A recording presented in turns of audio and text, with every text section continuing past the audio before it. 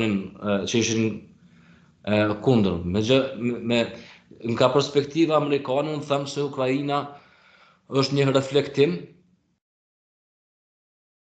sa ko mujtë me lexuar, është reflektimi i luftës lindjes së mesme, kur amerikanët i kanë fut atje, kanë dëshmu, kanë po bishtat e aeroplanëve rus, sidomos në Siri, dhe pastaj e kanë vrejt se ku janë, me kush është tamën mbrapa sulmeve të cilat ishin karshi amerikanëve, qofshin ato të tipit autoritar apo ato terroriste. Pa mujt me vërtetu. Dhe kjo reflektoi pastaj në Ukrainë. Ç'a ndodhi? Mandej Siria u humb nga rusët. Dhe këtë do kisha thënë se fatkeqësisht tani në aspektin humanitar Ukraina është qytetarët e Ukrainës do të paguajnë çmimin më shumë ti, qytetarët e rëndomtë, ashtu sikur edhe në Palestinë, do të thotë për shkak se udhëhecët janë të papërgjegjshëm, i shpin, domethënë qytetarët e tyre deri në vrasje, pa dashur me arsyetu, do të thotë në këtë kuptim atë që gjykata ndërkombëtare po e akuzon për gjenocid Izraelin, pa dashur me arsyetu Izraelin, por megjithatë jetat e humbura nuk kthehen dhe unë pa dyshim i vëj pjesë të problemit edhe leadershipin në këtë rast Hamasin e Palestinës, ashtu sikur e vëj në pjesë të problemit kryesor Zelenskin në Ukrainë.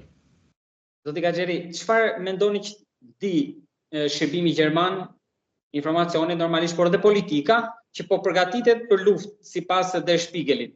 Ishte një lajm bombastik. Sipas Spiegel, çfarë thoshte Der Spiegel? Gjermania po përgatitet për luftë. Po, zotëri Balla, unë kam thënë, do të thotë ngushtë, vitin e kaluar ngushtë.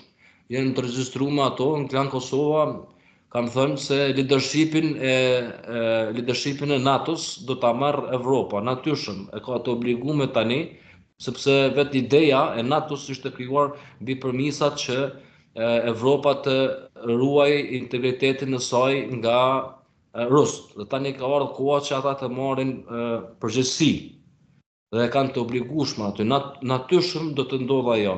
Dhe natyrshëm e kemi bërë kohën e tranzicionit kur shtetet evropiane, sidomos Gjermania, po investonte në Ministrinë e Mbrojtjes apo në ushtri.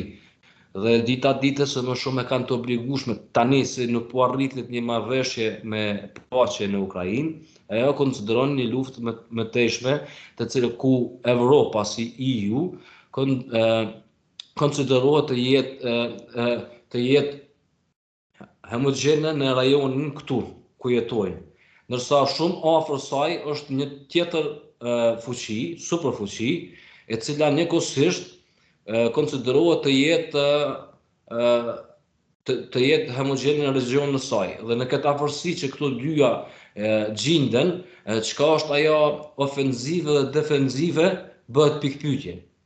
Sepse në kapacitetin ushtarak që ka Rusia, sado që Putini thotë unë nuk përmbaj kërcënim për ju, Evropa automatikisht ndihet e kërcënuar dhe ngrit kapacitetin ushtarak. Dhe pastaj Rusia thotë ju po ngritni kapacitetin ushtarak për shkak neve, tani ata ndihen të rrezikuar. Dhe kjo është natyrshëm, e cila do të ngrej këto dy forcat të ballafaqohen.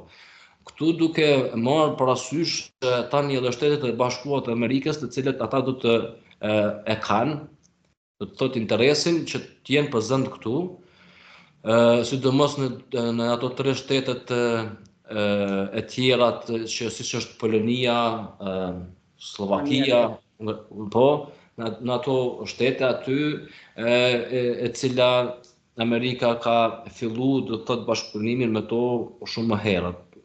Në Trump ne për shembull janë bërë marrëveshje mes Polonisë dhe Amerikës bilaterale, e cila favorizon të përënin për shteteve të tjera të Evropës.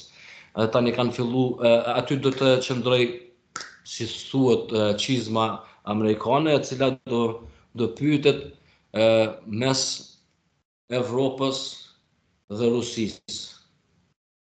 Ata do të jenë, si do të thotë kjo dera hyrëse dalsen mes këtyre dy fuqive, të cilat janë të destinuara të ballafaqohen në mesveti. Kur për gjatë kësaj kohe, në anën tjetër atje, Kina dhe Amerika janë të destinuar të ballafaqojnë fuqitë e tyre. Ndërsa